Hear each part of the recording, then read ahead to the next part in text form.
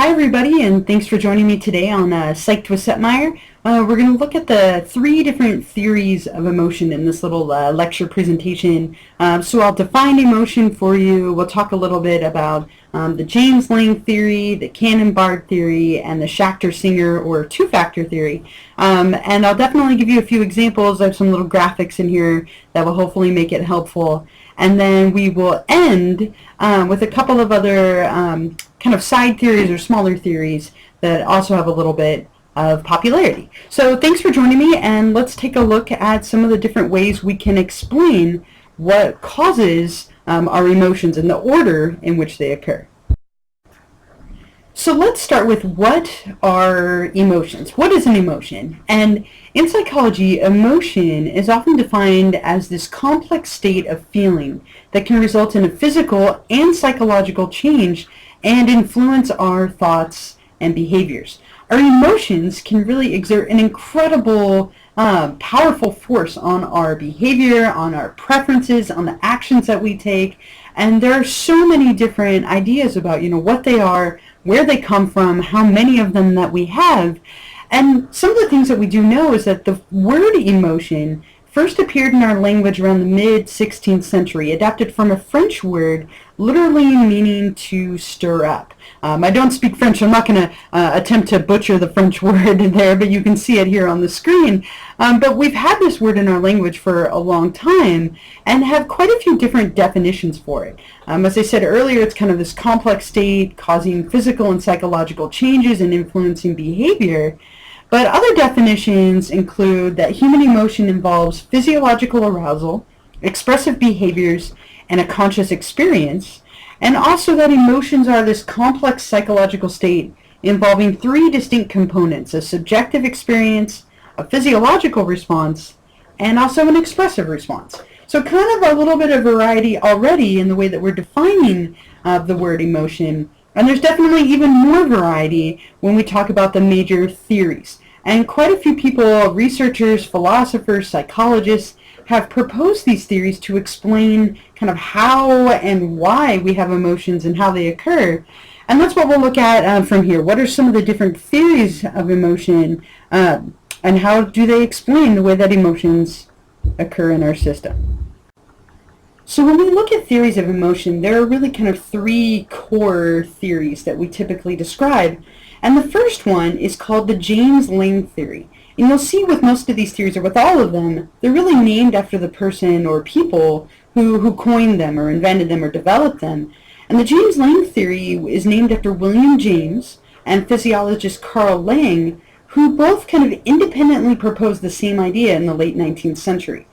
And according to this theory, we say that emotions occur as the result of physiological reactions that we have to events. So according to this theory, you see an external stimulus of some sort, and it's going to lead to a physiological reaction. And your emotional reaction is going to be dependent upon how you interpret the physical reactions that happen in your system.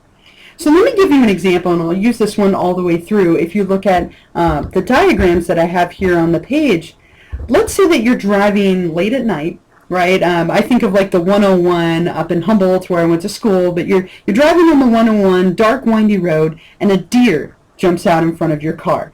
And hopefully this hasn't happened to you, but if it does, it definitely has the reaction of causing you to have some physiological responses. So a deer jumps out in front of your car.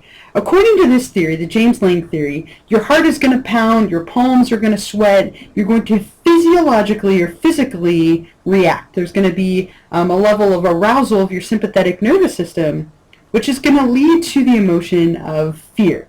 Right? And so that is the chain of events from this perspective. Deer jumps in front of the car, right? Pounding heart, sweating palms, physiological arousal, then leading to the emotion of fear. So physiological response, then emotion. A little bit different with the next perspective, the Canon theory, developed by Walter Canon and Philip Bard and named after them. The Canon theory says that we feel emotions and experience the physiological reactions like sweating, trembling, muscle tension, and so on, simultaneously, that they happen at the exact same time. So more specifically, we're seeing that emotions result when the thalamus sends a message to the brain in response to some stimulus, resulting in a physiological reaction. And again, the emotion and the physiological arousal are simultaneous. They happen at the exact same time. So let's go back to our road, right? We're back here, we're back on our windy road, back at night, and another deer jumps out in front of us. Total bad luck, another deer, definitely can't be the same one, right? But another deer jumps out at us. According to this perspective, you're going to have two things happen at the same time. Your heart is going to pound, your palms are going to sweat, you have that physiological arousal, and you're going to experience the emotion of fear all simultaneously, all at the exact same time. And finally, kind of the last of the main theories is the Schachter-Singer theory, or the two-factor theory, as it's sometimes called, which was coined by Stanley Schachter and Jerome Singer in the 1960s.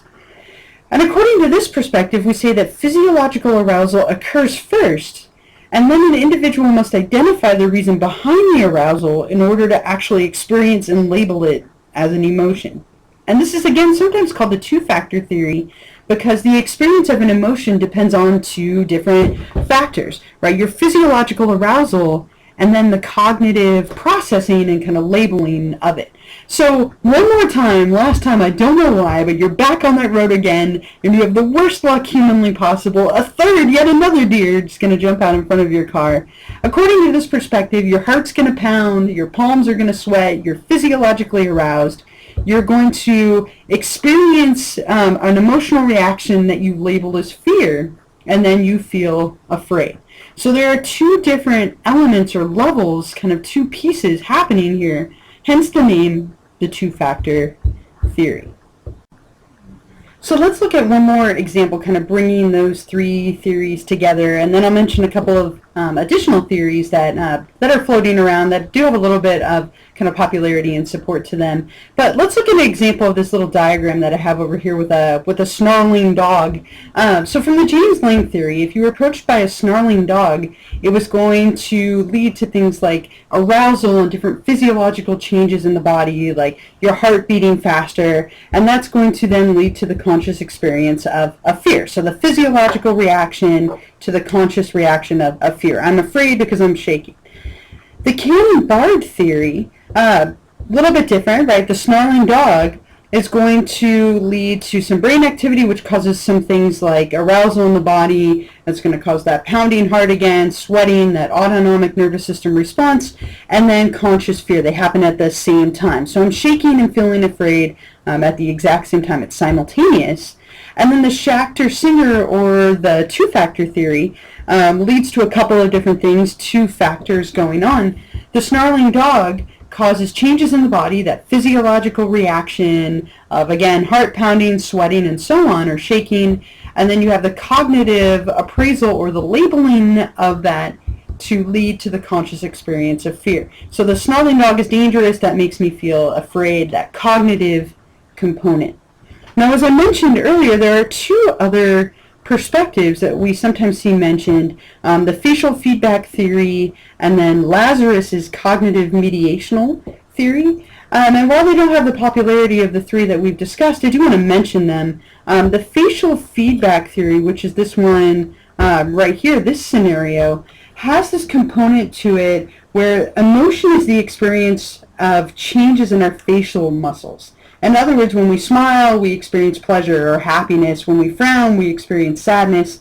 It's this change in our facial muscles, that's hard to say, that cue our brain to provide the basis of emotion. So the sound of a gunshot, for example, is going to cause your eyes to widen, maybe you clench a little bit. Your brain then interprets these changes as fear, so you experience fear. Or in this case, the dog snarling is going to cause arousal. Facial expression leads to different arousal and different experiences in your face, which we interpret based on those facial motions as fear.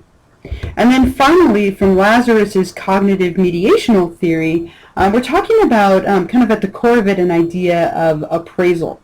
Before an emotion occurs, we make this automatic, often unconscious assessment of anything that's happening, what it means for us or for somebody else in our life. And from this perspective, emotion, also becomes this kind of component of survival, and we see that we have kind of a stimulus leaning to personal meaning, which arrives us to a cognition and arousal and emotion, kind of a few different pieces going on. So the dog, which we appraise as being threatening, leads to fear, which then causes a bodily response. So a slightly different kind of order of operations, if you will, but very, very much along the lines of the three theories we discussed. Every single one of these involves the body, right? There's a physiological response in every single one of these perspectives, but they all occur kind of in a different order or in a different chain of events. So that's it for today on theories of emotions. I hope this helps to kind of clear up what can sometimes be a little bit confusing. Up next, what we'll do is we'll look at how to spot a lie, and I'll even play a little game of two truths and a lie with you and see if you can figure out which one of mine is the lie. So I hope to see you all in the future. Thanks for joining me today, and join me again next on how to spot a lie.